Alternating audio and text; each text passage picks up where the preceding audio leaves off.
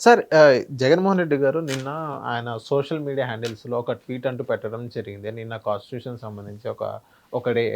So, Ambedkar గారి గురించి ఆయన రాసిన రాజ్యాంగం గురించి మొత్తం చెప్పారు. చెప్పిన తర్వాత ఫస్ట్ 2 పారాస్ అంబేద్కర్ గారి గురించి ఉన్నాయి. కింద ఈవీఎంస్ గురించి మాట్లాడారు. మిగతా రాష్ట్రాల్లో బ్యాలెట్ పేపర్ యూజ్ చేస్తుండగా ఇక్కడెందుకు ఈవీఎంస్ ఎందుకు యూజ్ చేస్తున్నారు? ఈవీఎంస్ ఇక్కడ హ్యాక్ అయినియి అన్నట్టుగా హ్యాక్ చేసే ఆస్కారాలు గూడా ఉన్నాయి. ఇక్కడ హ్యాక్ అయినియి అన్నట్టుగా గాని ఈవీఎంస్ గురించి మాట్లాడడం జరిగింది. దీనిపైన మీరేమంటారు సార్? జగన్మోహన్ రెడ్డి గారు ఫస్ట్ నుంచే ఈవీఎంల మీద దృష్టి పెట్టాలని ఫస్ట్ నుంచే జగన్మోహన్ రెడ్డి గారు ఓడిపోయినప్పటి నుంచి జగన్మోహన్ రెడ్డి గారు చెప్పుకుంటూ వచ్చారు. మళ్ళీ ఇప్పుడు ప్రతిసారి ఈవీఎంస్ గురించి మాట్లాడుతున్నారు. సో, దీన్ని బట్టి మనం ఏం అర్థం చేసుకోవాలి సార్? నిజంగా ఈవీఎంస్ హ్యాక్ అయినియి అనుకోవాలా? ఈవీఎంస్ హ్యాక్ అయ్యాయి లేదు అనేది చూస్తే క్లియర్గా అందరూ చెప్పేది ఏంటంటే, ఆఖరికి ఒక ఖరగ్పూర్ ఐఐటి స్టూడెంట్ కూడా దీని మీద ఒక క్లారిటీ ఇచ్చాడు. మొత్తం ఈవీఎం అనేది ట్యాంపరింగ్ చేయొచ్చా చేయకూడదా, దట్టు ఐఐటి స్టూడెంట్. అంటే దీని మీద ఆల్రెడీ వాళ్ళు కూడా ప్రభుత్వానికి ఫిర్యాదులు వెళ్ళాయి, కోర్టుకు కూడా, సుప్రీంకోర్టు వరకు కూడా పిటిషన్లు వెళ్ళాయి. అయితే వాళ్ళు కూడా ఇవన్నీ పరిశీలించిన మీదట ఇది కొన్ని సంవత్సరాలుగా ఆల్రెడీ 2 దశాబ్దాలుగా ఈవీఎంల మీద నడుస్తున్నాం కదా.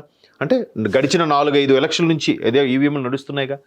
మరి అప్పుడు లేనిది అప్పుడు రానిది ఇప్పుడు ఎందుకు వస్తుంది ఏంటి అని అది కూడా చర్చిస్తే, ఇట్లాంటి ఐఐటి స్టూడెంట్లు అలాగే ఢిల్లీలో పిహెచ్డి స్టూడెంట్లు వాళ్ళు మొత్తం అనలైజ్ చేస్తే ఈవీఎంకి ట్యాంపరింగ్ చేసే ఛాన్సే లేదు. ఎందుకంటే ఫస్ట్ థింగ్, ఈవీఎంకి ఇంటర్నెట్తో సంబంధం లేదు. కేవలం అదొక డివైజ్. ఆ డివైజు ఒక ఎలక్ట్రికల్ స్విచ్ బోర్డ్కి కనెక్ట్ అయి ఉంటుంది. సో దాని నుంచి ఇంకో చిన్న బోర్డు ఉంటుంది, అది లైక్ ఏ ప్రింటర్ టైపు. ఇది కొట్టగానే ఆ ప్రింటర్లోకి ఇలా ఓపెన్ అయ్యి అందులోంచి కనబడి కట్ అయిపోయి పడిపోతుంది. ఒకటి ఇక్కడ ప్రెస్ చేస్తాం, కీన్ సౌండ్ వస్తుంది. రెండోది, దీని తదనంగా ఉండే డివైజ్లో ఆ ఏ గుర్తు మీద అయితే మనం నొక్కామో ఆ యాంబులం, ఆ గుర్తుకు సంబంధించింది చిన్న టోకెన్లా కట్టే అందులో పడుతుంది. మనం అది కూడా చూడొచ్చు. దీనికి ఎక్కడా కూడా ఇంటర్నెట్తో అనుసంధానం కానీ, శాటిలైట్తో అనుసంధానం కానీ, లోకల్ ల్యాన్ అంటారు, లోకల్ ఏరియా నెట్వర్క్ అని, అలా ల్యాన్తో వాటికో ఏవైనా కనెక్ట్ చేసే ఇది కాదు. కాబట్టి దీనికి ట్యాంపరింగ్లు, హ్యాకింగ్లు అయ్యే అవకాశం లేదు అని ఐఐటి స్టూడెంట్స్, నేనైతే ఐఐటి వాడిని కాదు, నాకు ఇన్ఫర్మేషన్ టెక్నాలజీ గురించి ఏం తెలియదు, నేను సైన్స్ స్టూడెంట్నే కానీ నాకు తెలియదు, అంటే సాధారణ సిటిజన్గా చెప్తున్నాను.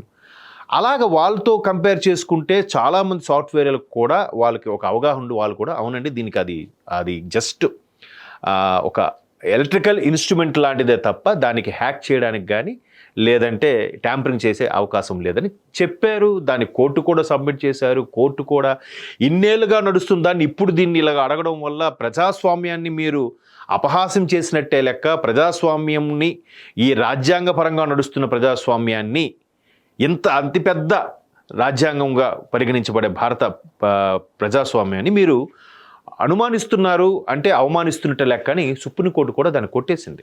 ఇది మనం చూసాం కూడా. అయితే ఇప్పుడు జగన్మోహన్ రెడ్డి గారు ఏదో వార్తల్లో నిలబడాలి కాబట్టి ఎలాగూ రేపు జనవరి 26కి 1950 నుంచి 2024 2025 అంటే సరిగ్గా 75 వసంతాలు పూర్తయిపోతున్నాయి రాజ్యాంగం అమల్లోకి వచ్చి. అంటే రిపబ్లిక్ ఇండియాగా అవతరించి రేపు 2025 జనవరి 26కి 75 ఏళ్ళు పూర్తయిపోతున్నాయి. ఆ సందర్భంగా మనం వజ్రోత్సవ వేడుకలు చేసుకోవచ్చు ఒక విధంగా. ఆ వేడుకలకు సంబంధించి ఏదైతే అందరూ మాట్లాడుతున్నారో ఈయన కూడా ఒక మాట మాట్లాడి మరొకసారి నేను ఉన్నానురా బాబు, నేను మాజీ ముఖ్యమంత్రిగా ఉన్నానని చెప్పే ప్రయత్నమే తప్ప, అంబేద్కర్ ప్రతి ఒక్కరూ ఇలాంటి సందర్భంలో గుర్తు చేసుకోవడమే తప్ప ఎవరు మిగతా టైంలో గుర్తు చేసుకుంటున్నారు? కోర్స్ అంబేద్కర్ గారు రచించిన రాజ్యాంగంలో అప్పటి జనాభా ప్రకారము అప్పుడు కేవలం 30 నుంచి 35 కోట్ల మధ్యలో ఉండే జనాభా, భారతదేశ జనాభా. 1947లో స్వతంత్రం వచ్చే నాటికి, కోర్స్ 1950లో రిపబ్లిక్ ఇండియా అయ్యే నాటికి కూడా అదే జనాభా కొనసాగింది. తర్వాత ఇప్పుడు 150 కోట్లు పైన అయిపోయింది. బట్ ఆయన అందుకే అప్పటి జనాభాను దృష్టిలో పెట్టుకుని రాబోయే రోజుల్లో జనాభా పెరుగుతారు, ఇంకా మౌలిక సదుపాయాలు అవసరం కాబట్టి ప్రతిదాన్ని సవరణ చేసుకోవచ్చు అని చెప్పి కూడా దానికి కొన్ని పాయింట్స్ కూడా పెట్టారు వీళ్ళు. అవి వీళ్ళు ఎవరు చూడరు. ఇంకా అయితే మీరు అన్నట్టు మిగతా రాష్ట్రాలు కాదు, మిగతా ప్రపంచ దేశాల్లో, అమెరికా లాంటి అభివృద్ధి చెందిన దేశాల్లో కూడా ఈవీఎంకి యాక్సెప్ట్ చేయట్లేదు, బ్యాలెట్ బాక్సులే కొనసాగుతున్నాయనేది కూడా ఒక వాదన ఉంది. సో అక్కడ జనాలు తక్కువ, మన దగ్గర మంది ఎక్కువైతే మజ్జిగ పలచన అన్నట్టు 150 అతిపెద్ద ప్రజాస్వామ్యం గల దేశం ప్రపంచంలోనే. సో ఇంత పెద్ద ప్రజాస్వామ్య దేశాన్ని ఒక్కొక్కరు బ్యాలెట్ ఇంకా టెక్నాలజీ మారుతున్నా కూడా డెవలప్ అవ్వకుండా ఒక్కొక్కటి ఇది లెక్క వేయండి, ఇది లెక్క వేయండి, ఇలా లెక్క వేసుకుంటే ఎట్లా? ఇప్పుడు ప్రతిదానికి డివైజ్లు వచ్చాక, డిజిటలైజ్లు అయిపోయిందిగా, స్మార్ట్ వైపు వెళ్తున్నాగా. ఇవాళ రేపు బ్యాలెట్లు పర్సులు ఎవరు క్యారీ చేస్తున్నారు? లేదే. అందరూ ఎవరికి వారు digitalisation, PhonePe, Google Pay, Paytm ఇవే వాడుతున్నారు కదా. మ్యాక్సిమం చాలా అరుదుగా వాడుతున్నాం క్యాష్ని, అవునా కదా.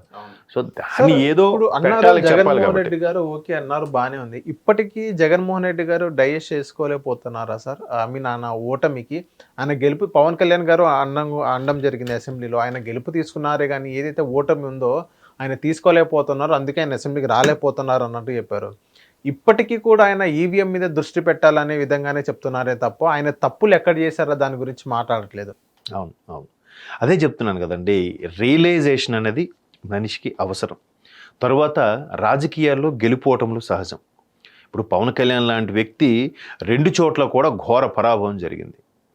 3వ రోజు బయటకు వచ్చాడుగా జనాల్లోకి, వచ్చి ఏమన్నాడు?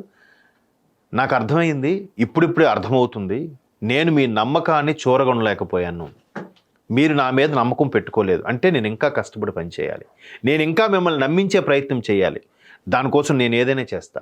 ఇంకొకటి కూడా వాడాడు ఆయన, నాకు తెలిసి భీమవరం, గాజువాక రెండిట్లో పోటీ చేసి ఓడిపోయారు కదా 19లో. భీమవరంలో కానీ గాజువాకలో కానీ కాపు సామాజిక వర్గం కొంచెం పర్సంటేజ్ ఎక్కువగా ఉన్న ఏరియాలు ఈ రెండు. సో ఈ రెండిట్లో కూడా నేను ఆ సామాజిక వర్గం చెందిన వ్యక్తిని కదా అని నన్ను గుడ్డిగా గెలిపించకుండా మీరు మంచి నిర్ణయం తీసుకున్నారు, మీకు నచ్చిన నిర్ణయం తీసుకున్నారు, నేను దాన్ని స్వాగతిస్తున్నాను. సరే, మీకు నమ్మకం కలిగేలాగా, మీకోసం పాటుపడుతున్నాను, మీకోసం ప్రశ్నిస్తున్నాను అనిపించేలాగా మీ ఇవాళ నుంచి నేను పనిచేస్తానని చెప్పి ప్రామిస్ చేశాడు. అది కదా రాజకీయ నాయకుడు అంటే. అది చంద్రబాబు నాయుడు గారు 14 సంవత్సరాలు ముఖ్యమంత్రిగా ఉన్న వ్యక్తి, ఇప్పుడు ఈసారి 5 సార్లు అయితే 19 హైయెస్ట్ రికార్డ్ అది ఆంధ్రప్రదేశ్ చరిత్రలో. సో మరి అటువంటి ఆయన ప్రతిపక్షంలో లేడా? ఉన్నాడుగా, విమర్శలు ఎదుర్కొన్నాడుగా, మాట్లాడాడుగా, ప్రతిస్పందించాడుగా, వాకౌట్ అయ్యాడుగా. ఆయన ఫ్యామిలీని, ఆయన భార్యని అవమానపరిచినా కూడా మళ్ళీ మాట్లాడాడుగా, బయట జనాల్లోకి వచ్చాడుగా. ఆ 4 గోడల మధ్యన కూర్చొని అక్కడే ప్రెస్ మీట్ పెట్టి, అక్కడే అధికారులతో మాట్లాడి, అక్కడే మంత్రులతో మాట్లాడి లేడుగా. ఎక్కడికడితే అక్కడ, పైగా వయసు, ఇప్పుడు వయసు మీద పడే కొద్దీ చేదస్తం వస్తుంది, ముసలి వాళ్ళు అయిపోతున్నప్పుడు చిన్నపిల్లల మనస్తత్వం వస్తుందని అంటారు. మరి ఆయన వస్తున్నాడుగా, తీసుకుంటున్నాడు కదా, మరి మీరు తీసుకోండి. మీరు కొట్టారు, మేము తీసుకున్నాం, మేము మా టైం వచ్చి కొడతామని అన్నారు. ఇప్పుడు 19 ఎన్నికలకు ముందు 18లోనూ 17లో ఎప్పుడో సంథింగ్ అసెంబ్లీకి వెళ్ళి. మరి ఇప్పుడు కూడా, ఇప్పుడు మీ టైం వచ్చింది, మీరు నడిపించండి, నెక్స్ట్ నా టైం వస్తుందని ఇంట్లో కూర్చొని ప్రెస్ మీట్ కాదు, అక్కడికి వచ్చి మాట్లాడితే, అట్లీస్ట్ అసెంబ్లీలో మీడియా పాయింట్ దగ్గరకు వచ్చి మాట్లాడితే బాగుంటుంది. అంటే అర్థమవుద్ది జనాల్లోకి వెళ్తే. ఆల్రెడీ వాళ్ళ నాయకులు చెప్తున్నారుగా ఒక్కొక్కరు ఇండైరెక్ట్గా. ఆయన ఎవరు, జక్కంపూడి రాజా, కరణం ధర్మశ్రీ గారు, బాలినేని శ్రీనివాసరెడ్డి గారు, ఎంతమంది అండి బయటకు వచ్చి చెప్తున్నారు. కొంతమంది పరోక్షంగా చెప్తున్నారు. మొన్న ఆవిడ ఎవరు, అధికార ప్రతినిధి వాసిరెడ్డి పద్మ, మరి ఆవిడ కూడా ఎంత జగనన్న అంటే చెవులు కోసుకునేదిగా ఆవిడ, మరి ఆవిడ కూడా చెప్పిందిగా. అంటే అది రియలైజ్ అవ్వాలి, ఓహో నేను ఎంతమందితో చెప్పించుకుంటున్నాను అంటే నేనేదో మారాలి, నా పద్ధతి మారాలి, నా విధానాలు మారాలి, అది కదా. అలా కాకుండా ఈవీఎంలు ట్యాంపరింగ్ అయ్యాయి. మరి 19లో గెలిచినప్పుడు కూడా ఈవీఎం ట్యాంపరింగ్లు అయ్యాయా? చెప్పండి. హిట్ టీవీ యాప్ ని డౌన్లోడ్ చేసుకోండి. ఇందులో short news, live news, entertainment movies అన్ని అవైలబుల్ గా ఉన్నాయి. Please download hit TV app. Hit TV app ని ఫ్రీగా డౌన్లోడ్ చేసుకోండి.